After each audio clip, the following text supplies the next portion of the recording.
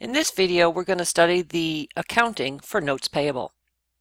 Notes payable are formal credit arrangements between a creditor and a debtor. There is a specified face amount called the principal, and there is a fixed maturity date. Sometimes the principal is referred to as face, par, or maturity value of the note. Normally we have interest, and it's at a specified percentage. We can have both short-term and long-term notes payable. When we come to the accounting for notes payable, we're going to divide our accounting treatment into short and long-term, and we're going to start with the short-term in this video and continue with the long-term in the next video.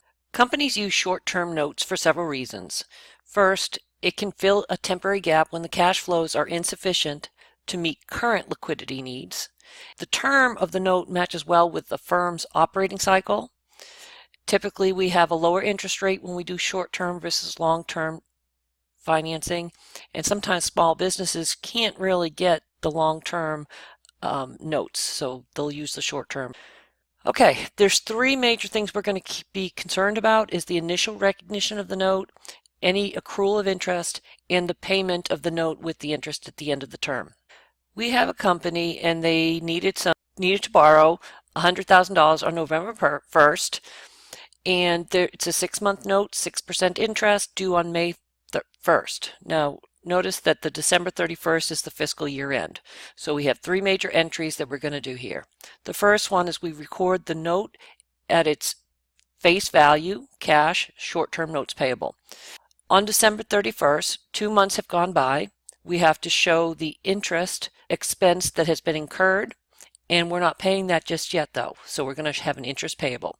Remember, principal times rate times time, and time is always in the fraction of a year.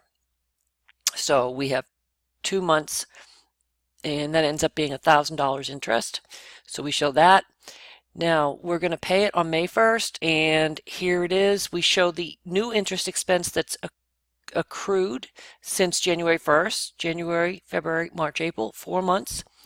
We take away the interest payable that we recorded on December 31st, and we show the short-term note payable being paid off, and the cash is leaving our entity for $103,000.